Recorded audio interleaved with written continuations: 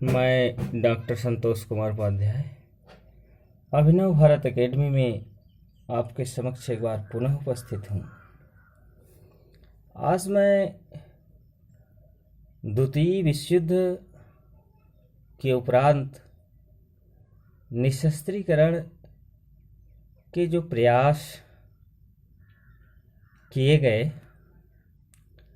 उसका अध्ययन का वीडियो लेकर के आपके समक्ष उपस्थित हुआ हूँ। द्वितीय विश्व युद्ध के पश्चात निशस्त्रीकरण के प्रयास संयुक्त राष्ट्र संघ के अंतर्गत हुए।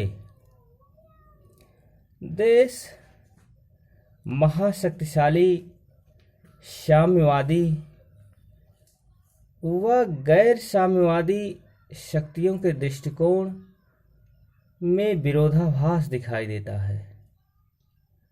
संयुक्त राष्ट्र संघ के अतिरिक्त निजी वार्ताओं के द्वारा भी निशस्त्रीकरण के प्रयास किए गए। निशस्त्रीकरण के प्रयास में संयुक्त राष्ट्र संघ के अंतर्गत प्रथम कदम के रूप में परमाणु ऊर्जा आयोग का गठन किया गया। इसके सदस्य सुरक्षा परिषद के सभी सदस्य तथा कनाडा भी था। आयोग की प्रथम बैठक अमेरिका में निशस्त्रीकरण के लिए बारूक आयोग प्रस्तुत की। इस आयोग के अंतर्गत आयोग को विखंडनीय पदार्थों के उत्पादन की समस्त अवस्थाओं का तथा परमाणु अस्त्रों का निरीक्षण करने का अधिकार दिया जाना था, किंतु इस योजना ने सोवियत संघ सहमत न था। उसने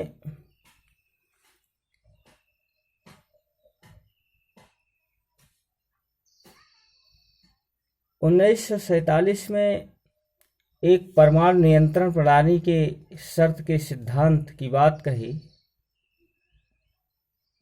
और 1/3 हथियार और सेना घटाई जाए, लेकिन 13 फरवरी 1947 को सुरक्षा परिषद ने पारस्परिक सुरक्षा आयोग की स्थापना की। सुरक्षा परिषद ने सभी सदस्य उसके सदस्य थे। आयोग ने वे सब कार्य करने की मनाही थी जो परमाणु ऊर्जा आयोग को सौंपे गए थे। दोनों आयोग के गठन के पश्चात भी महाशक्तियों के परस्पर विरोधी रुख के कारण भी निशस्त्रीकरण की दिशा में कोई प्रगति नहीं हो सकी। इसके जब कोई प्रगति नहीं हो सकी तो इसके बाद निशस्त्रीकरण के क्षेत्र में अगली गंभीर समस्या जिनेवा शिखर सम्मेलन 1955, जिसमें अमेरिका, फ्रांस, सोवियत संघ और ब्रिटेन के बीच वार्ता स्विट्जरलैंड की राजधानी जिनेवा में हुई। अमेरिकी राष्ट्रपति आइजनहावर ने इस सम्मेलन में उन्मुक्त आकाश योजना प्रस्तुत की। इस योजना का उद्देश्य था कि अमेरिका व सोवियत संघ दोनों ही अपने लिए सहमत हों और इसके साथ ही बुल्गारिन योजना 1958 में सोवियत प्रधानमंत्री बुल्गारिन ने एक योजना प्रस्तुत की जिसके मुख्य बिंदु थे अणुबमों के परीक्षण को बंद करना, सोवियत संघ, अमेरिका, ब्रिटेन आणविक अस्त्रों का परित्याग कर दें, नाटो वर्सा पैक्ट के देशों को अनाक्रमण समझौता, आकस्मिक आक्रमणों को रोका जाए की योजना। फिर रापाकी योजना 1958 में हुई, जिसमें पोलैंड के विदेश मंत्री ने यह योजना प्रस्तुत की, जिसे रापाकी योजना के नाम से जानते हैं। योजना में यूरोपीय सुरक्षा और शांति हेतु पोलैंड, चेकोस्लोवाकिया, पश्चिमी और पूर्वी जर्मनी को अणुविहीन क्षेत्र बनाने का सुझाव दिया गया और यह प्रस्ताव भी असफल रहा। फिर सोवियत प्रस्ताव। मार्च 1958 में सोवियत संघ ने एक प्रस्ताव रखा कि वह अपने सभी आणविक परीक्षण की इस आशा को बंद कर रहा है कि अन्य देश भी उसके आणविक परीक्षण बंद कर देंगे। तो इसी आशा के साथ उसने अपने आणविक परीक्षण को बंद किया कि और देश भी अपना आणविक परीक्षण को बंद करें। अक्टूबर 1958 में जिनेवा सम्मेलन में निशस्त्रीकरण के अनेक प्रस्ताव पेश हुए, किंतु कोई भी महत्वपूर्ण समझौता न हो सका। जिनेवा सम्मेलन 1960 में जिनेवा में 10 राष्ट्रों का एक सम्मेलन हुआ, जिसके साथ ही आणविक के 3 सदस्यों का आणविक परीक्षण निषेध सम्मेलन भी हो रहा था, किंतु दोनों ही सम्मेलनों में निशस्त्रीकरण के संबंध में कोई विकास न हो सका। इसके बाद परमाणु प्रतिबंध संधि, जो सीमित परमाणु प्रतिबंध संधि थी, वह 1963 में निशस्त्रीकरण के प्रयासों में अभी तक कोई सफलता नहीं मिल पाई थी, किंतु जुलाई 1967 के प्रथम अमेरिका सोवियत ब्रिटेन ने सीमित परमाणु प्रतिबंध संधि पर हस्ताक्षर कर निशस्त्रीकरण की दिशा में कुछ प्रगति सूचक कदम बढ़ाए। इस संधि के अनुसार तीनों आणविक शक्तियां अपने क्षेत्र के अंदर, बाहर, आंतरिक, प्रादेशिक या वायुमंडल में कोई आणविक विस्फोट नहीं करेंगे। संधि यद्यपि असीमित अवधि के लिए की गई थी, किंतु हस्ताक्षरकर्ता राष्ट्रों को यह अधिकार अवश्य दिया गया था कि वे उस समय स्वयं को इस संधि से अलग कर सकते हैं जैसे ही कोई ऐसी असामान्य घटना घटित हो जाए जिससे संबंधित देश अपने हित के संकट में पड़ जाएं। तो इस तरीके से इस संधि में अगला बाह्य आकाश संधि 1966 में हुई। फिर इसी में जो बाह्य आकाश संधि थे, संयुक्त राष्ट्र संघ द्वारा 9 दिसंबर 1966 को इस संधि की स्वीकृति दी गई थी। फिर परमाणु अप्रसार संधि, जिसका वीडियो आपको पढ़ाया भी गया है, एक वीडियो बनाए हैं हम इसको लेकर के। 1967 में एक परमाणु अस्त्र अप्रसार संधि, जो न्यूक्लियो नॉन प्रोलिफरेशन ट्रीटी था, इसके लेकर के निशस्त्रीकरण में चर्चा हुई।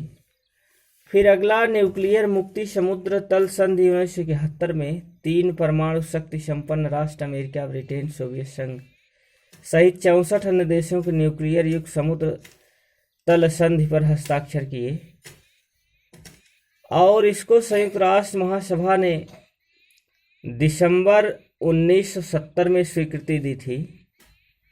तो इस तरीके से अगला जो है सामरिक शस्त्र परिसीमित वार्ता जो है 22 मई 1972 को अमेरिका के राष्ट्रपति व सोवियत संघ दोनों के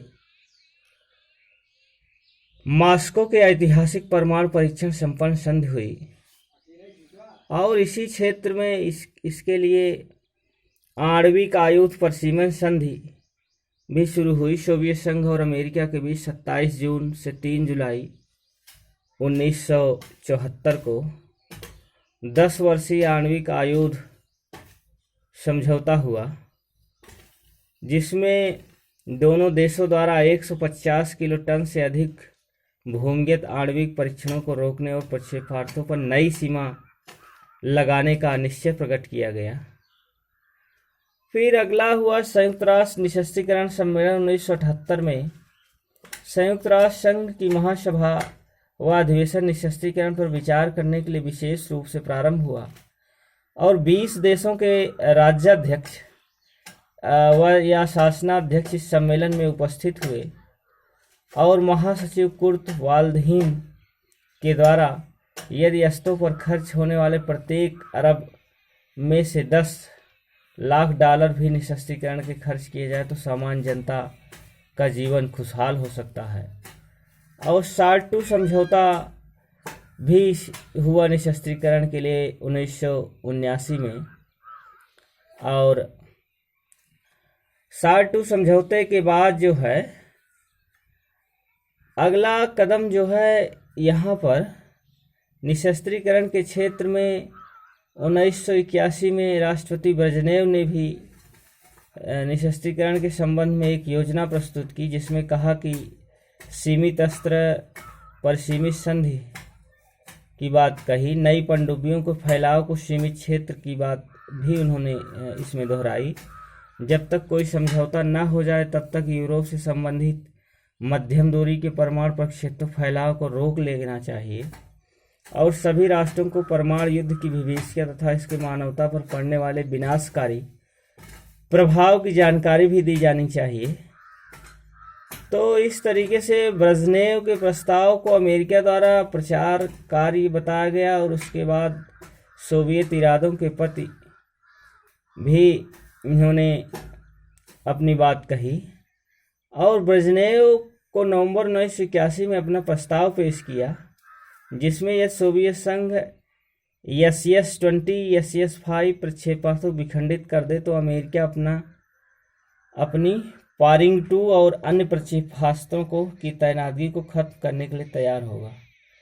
तो कुल मिलाकर के यदि देखा जाए तो निशस्त्रीकरण के क्षेत्र में अमेरिका और सोवियत संघ ये दोनों आपस में द्वितीय विश्व युद्ध के बाद निशस्त्रीकरण के लिए एक दूसरे के ऊपर जिम्मेदारी थोपते रहे और संयुक्त राष्ट्र निशस्त्रीकरण सम्मेलन 1982 में हुआ और इसमें 1982 में निशस्त्रीकरण पर एक सम्मेलन है जिसमें दोनों महाशक्तियों पर आरोप प्रत्यारोप लगाए गए।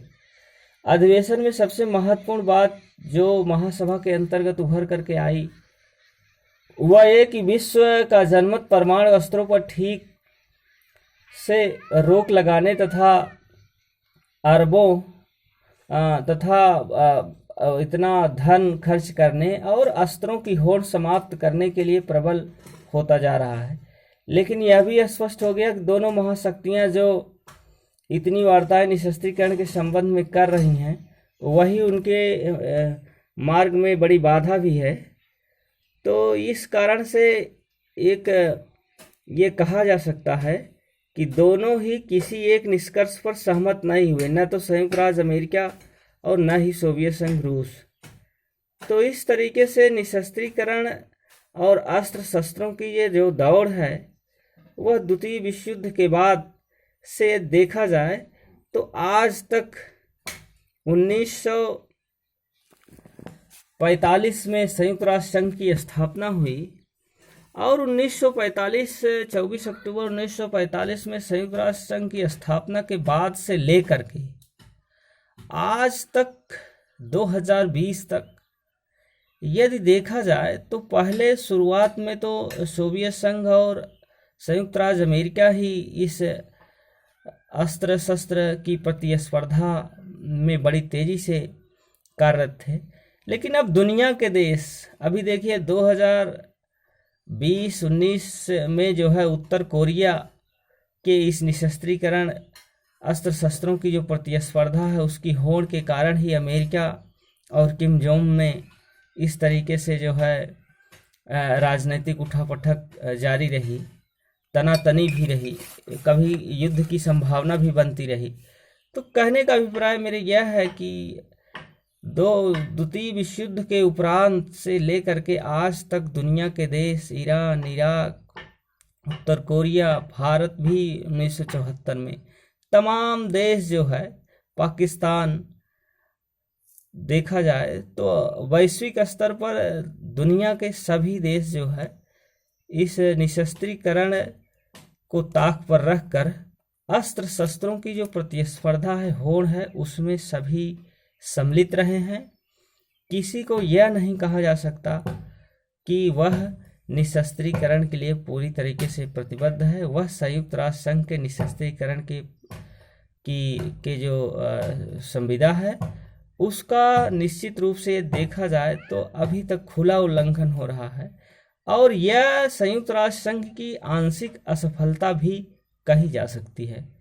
तो इस वीडियो के साथ हम यहीं तक, अगला वीडियो लेकर के आपके समक्ष पुनः उपस्थित होंगे।